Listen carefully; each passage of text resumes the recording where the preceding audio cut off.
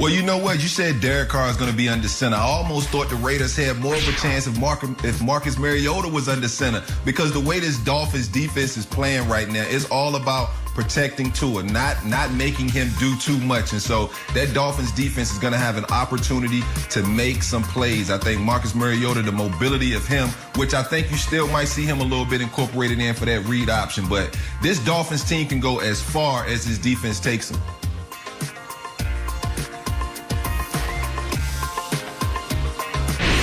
All right.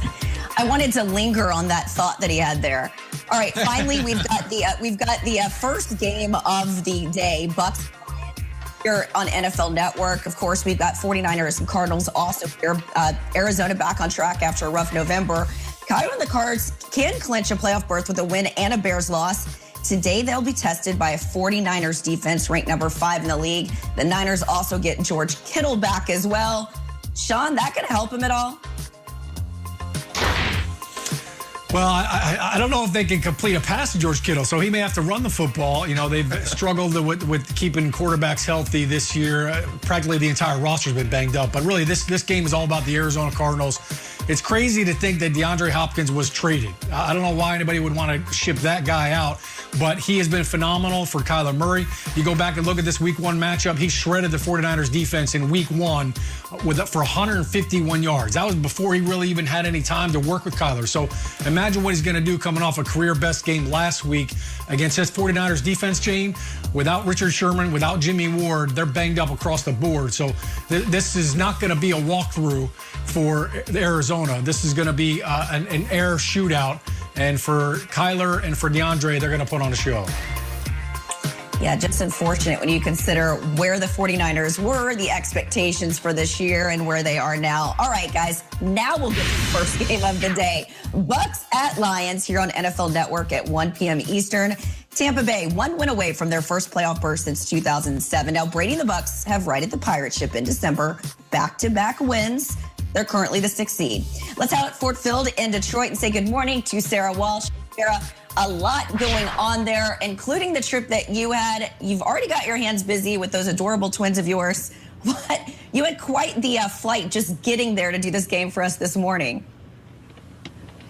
My flight was not as bad or as long as your flight, so I've got some perspective there. And while I felt bad leaving the kids for Christmas, they've got new stuff to play with. They probably haven't even realized I'm gone yet. As for today's game, Tom Brady can put an end to the second longest playoff drought in the NFL with a win over the Lions today. Brady said this week that he hopes his team is playing at a much higher level starting today because he believes there is a lot left of football to play for this Bucs team. They talked about wanting faster starts. They want a complete game, and now they get a Lions team that is far from whole when it comes to the coaching staff. Interim head coach Darrell Bevell, one of 5 Lions coaches that have been ruled out because of COVID protocols. So their wide receivers coach, Robert Prince, is going to step in to fill those duties for him. Bevell called this week super frustrating, and he said he'll be watching this game somewhere home alone and that he will be far less calm than he would be if he could be in here today. Jane? Sarah Walsh, like Tom Brady, the GOAT, she does it all. Thank you so much for waking up with us. The ball for 22 times in a game in a Saints uniform, but I tell you what, maybe that's the blueprint moving forward. Career-high 155 rushing yards for Kamara in a 52-33 win for the Saints as they clinch the NFC South, Jane. Yeah, and the craziest thing about that, guys, is obviously you saw what he did there. He is now 68 yards away from his first 1,000-yard rushing season.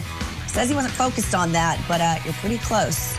Now, here's an up-to-the-minute playoff picture in the NFC. Packers still on top at 11-3. Saints right behind them at 11-4. Still in the mix for the top seed, but Green Bay has the tiebreaker. By the way, the Bucs won't win the South, but they can lock up a playoff spot today, and we will get to them in a moment. So I wanted to ask you, Sean, what was your biggest takeaway from that game? And, you know, when you look at this one, it really felt like it was the Alvin Kamara show.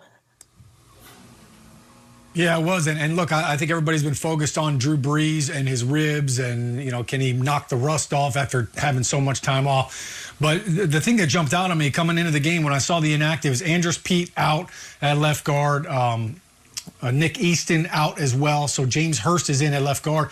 And yet this offensive line didn't miss a beat. Eric McCoy and Cesar Ruiz in the middle of that offensive line were just, I mean, they were gutting the defense of the Vikings. And to have that kind of option, these weren't Alvin Kamara speed option perimeter runs or getting, we saw a couple of jet sweeps, but this was not perimeter running game.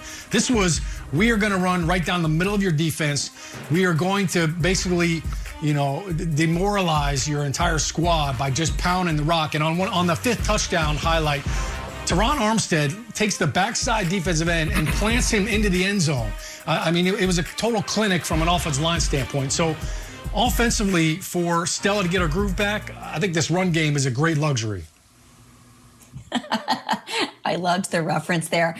I think the one thing that stood out for me, guys, is Taysom Hill is such a weapon. When he joined that Saints roster, it was Sean Payton who said he's got his future quarterback in the building. And we all sort of laughed at the notion of that. Yes, he's a bit of the Swiss Army knife, the can-do-it-all guy. But I think he's more important than ever, given the fact that Drew Brees is coming off that injury. You saw points last night where sort of protecting the ribs. It seemed like there was a small hesitation. His game's so much better than last week. But when you have a larger menu for Taysom, particularly on that 4th and 1 play, he just allows you to extend the drives. I would like to see a little bit more Jameis Winston, though, next week, just so you've got yet another dynamic, another wrinkle to this offense. Taysom Hill robbing Alvin Kamara of the chance to hold that rushing record alone by taking that 7th touchdown away from him. A little bit of bad news for the Saints. Wasn't all good. Quan Alexander, the linebacker, suffered a torn Achilles, as reported by our buddy Ian Rappaport yesterday. And that is a tough blow for a defense that acquired him and was really thriving off of his energy. This is a guy that had a lot of presence in San Francisco. In fact, the day he left San Francisco, there were some tears shed, including by Alexander, but he had found new life in New Orleans, was really energizing that defense and providing some much needed help on the second level of that defense. So they are going to be without Alexander the rest of the way. This is a really good defense this year, but you want to see how they're going to be able to overcome a loss like that there. Yeah, G's, you're absolutely right. Not having Quan Alexander in the mix when you thought you'd have him. He is an ultra-athletic linebacker, can really do it all, can stop the run, can drop back in pass coverage. I was shedding a tear knowing that he was going to be out because he is that type of playmaker. But when you talk about this offense, and, I know they rushed for 264 yards, and it was the Alvin Kamara show, but it just didn't quite look like Drew Brees, right? Some of the mistakes Drew was making, some of the things he didn't quite see. He almost threw it right into Eric Wilson's hand if it wasn't for Marquez Callaway, who made a great play as a receiver, looked like a DB out there. So if the Saints are ever short at DB, you can definitely throw that kid on the other side of the football. But I just don't think it's sustainable, right? This New Orleans-style offense is predicated on Drew Brees operating, being super precise with where he's going with the football. And I just don't think I saw that. And so I'm a little worried about this Saints team going into the playoffs. All right, well, let's get to another game today. We're going to work our way back a little bit, start with the nightcap. We have got the Dolphins